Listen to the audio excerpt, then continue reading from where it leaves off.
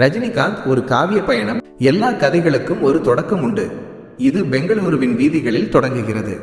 கையில் ticket machine, சீருடை. ஆனால் கண்களில் மட்டும் ஏதோ ஒரு தேடல்.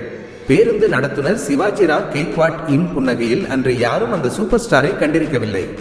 கனவுகள் துரத்த சென்னை நோக்கி ஒரு பயணம். கையில் பிலிம் இன்ஸ்டிடியூட் விண்ணப்பம், இதயத்தில் இனம் புரியாத நம்பிக்கை.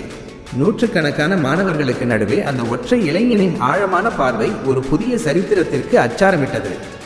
நடிப்பு என்பது வெறும் பாவனை அல்ல, அது ஒரு கலை என்று உணர்ந்த தருணங்கள்.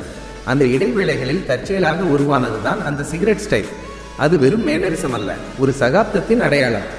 பாலச்சந்தரின் கண்கள் அந்த வைரத்தை கண்டெடுத்தன.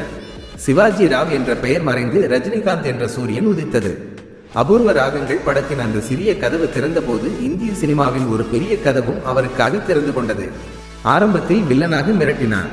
அந்த வேகமும் ஆக்ரோஷமான ஸ்டைலும் ரசிகர்களை கட்டி போட்டது. வில்லனை ரசிக்க வைத்த வித்தைக்காரனாக உருவெடுத்தார். பாட்ஷாவின் வருகைக்கு பிறகு அவர் வெறும் நடிகர் அல்ல, ஒரு மாபெரும் சக்தியாக மாறினார். சூப்பர் ஸ்டார் என்ற மகுடம் அவர் தலைமேல் ஏறியது. அந்த வெற்றியை கொண்டாடும் போதும் தலை குனிந்து ரசிகர்களுக்கு அவர் சொல்லும் நன்றிதான் அவரது பெருமையின் அடையாளம். இன்று வெற்றியின் உச்சத்தில் நின்று திரும்பி பார்க்கிறார். ஒரு சாதாரண நடத்துனர் இன்று உலகமே வியக்கும் ஒரு ஐகான். முயற்சி இருந்தால் எவரும் எட்ட முடியாத உயரத்தை தொடலாம் என்பதற்கு இந்த வாழ்க்கை ஒரு பாடம்.